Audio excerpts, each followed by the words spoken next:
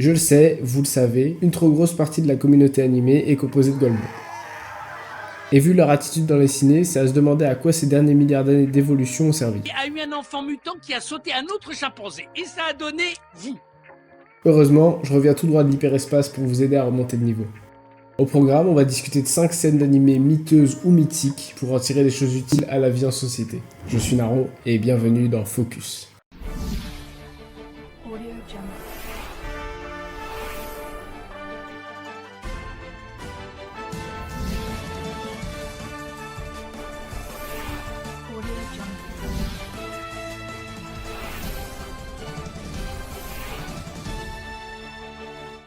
Dragon Ball Daima.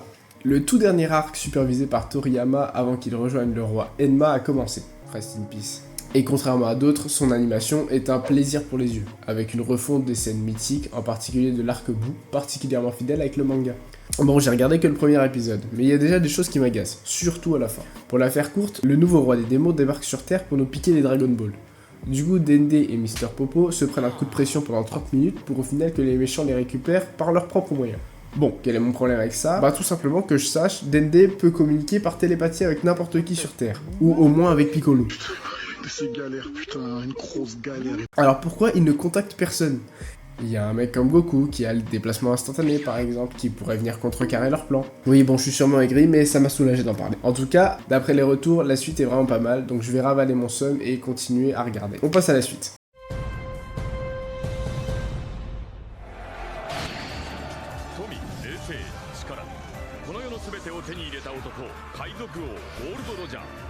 彼の死に際に放った一言は人々を海へ駆り立てた。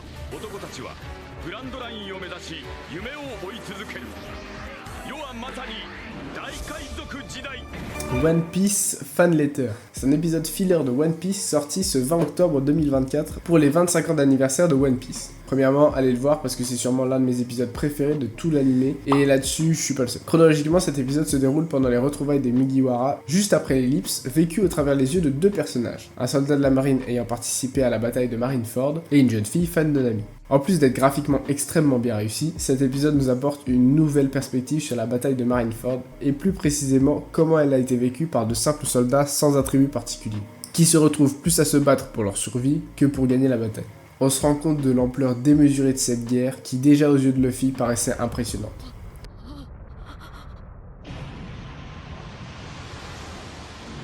Au cours de la bataille, le soldat se retrouve confronté à un choix. Tenter de sauver son frère au risque qu'il se fasse atomiser par des pacifistas énervés, ou sauver sa peau sachant qu'il est déjà blessé. Alors qu'il est en train d'opter pour la seconde option, et on peut pas lui en vouloir, il est stoppé net dans sa course.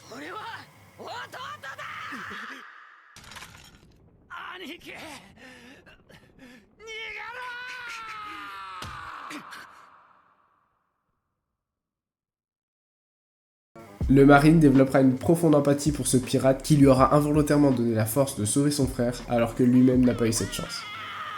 Cet épisode est brillant et parvient à nous retranscrire à quel point les événements et les personnages présents dans One Piece sont exceptionnels. Chose que des personnages plutôt faibles, comme Nami et Usopp avant l'ellipse, ne parviennent pas à me faire ressentir. Il est aussi intéressant de noter que dans un monde où les pirates comme les Mugiwara sont diabolisés par la marine et le gouvernement mondial, des personnes qui auraient dû succomber à cette propagande parviennent finalement à juger ces gens pour ceux qu'ils sont, plutôt que ce que l'on dit d'eux.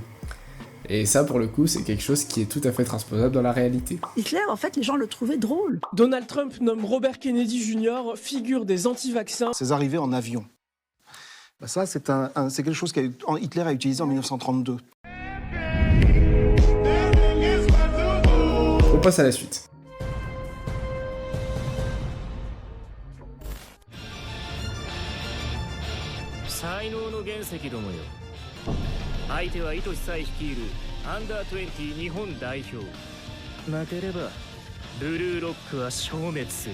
Alors, Blue Lock.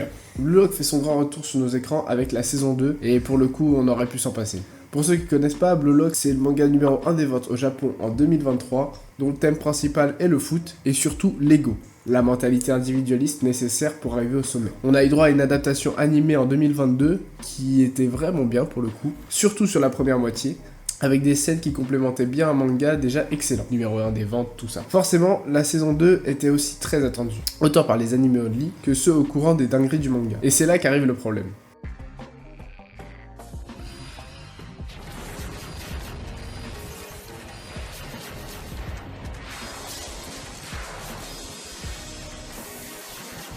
Comme vous avez pu le voir, les matchs sont malheureusement composés en grande partie d'enchaînements de scènes fixes.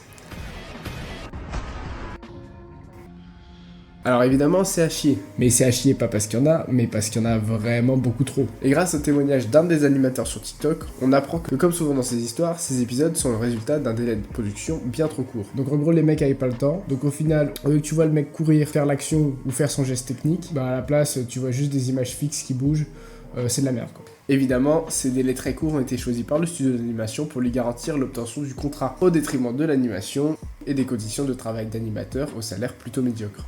Donc en général, c'est à ce moment-là que tu prends tes petits doigts boudinés pour insulter le studio d'animation. Mais en fait, le problème survient bien avant. Pour que l'adaptation animée d'un manga voie le jour, il faut d'abord l'association d'un comité de production, qui est en général composé des éditeurs de manga, des fabricants de jouets, des chaînes de télévision et parfois même des studios cinéma. Ce comité de production va engager et financer un studio d'animation pour la réalisation de cet animé, sans que celui-ci ait à assumer les risques financiers directs. Ce qui veut dire tout simplement que le studio a pas besoin de s'endetter, sans savoir si l'animé va vraiment être une réussite, et s'ils vont réussir à rentrer dans leurs frais.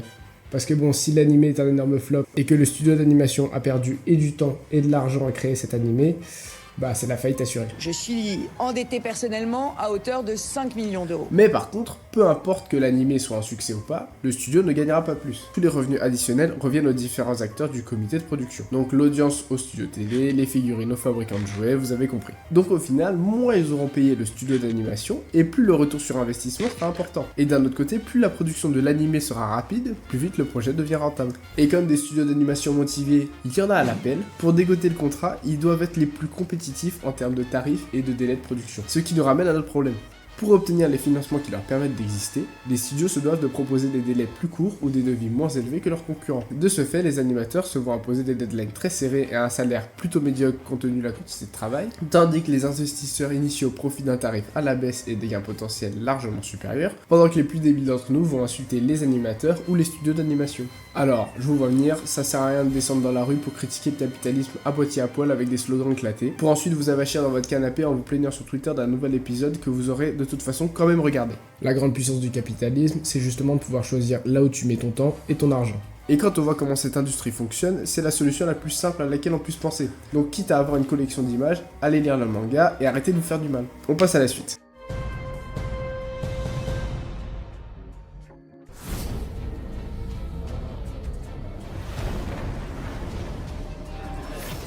Vous êtes tellement convaincus d'être les héros de ce monde que vous ne voyez même plus vos défauts.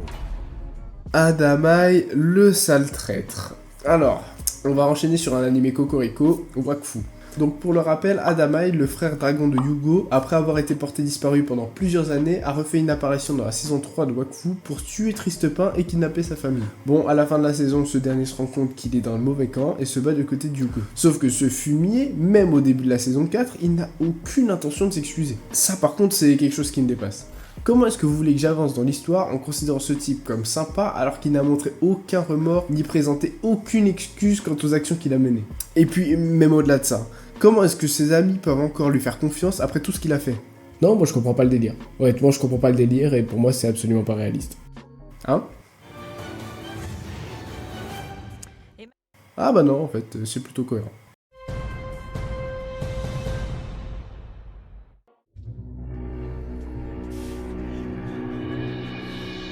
It is time to awaken the ultimate life. Welcome to the world, Shadow the Hedgehog. Shadow Dark Beginnings. Alors, pour promouvoir la sortie du nouveau jeu qui n'en est pas vraiment un, Sega a sorti une série de 3 mini-épisodes introduisant l'histoire du jeu avec pour personnage principal Shadow. J'ai rien de plus à dire, juste profitez de cette masterclass.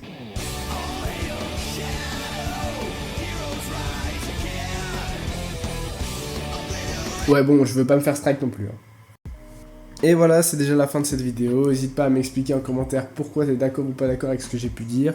Like et partage la vidéo à tous tes potes qui crient dans les salles de ciné. À la prochaine, c'était Naro.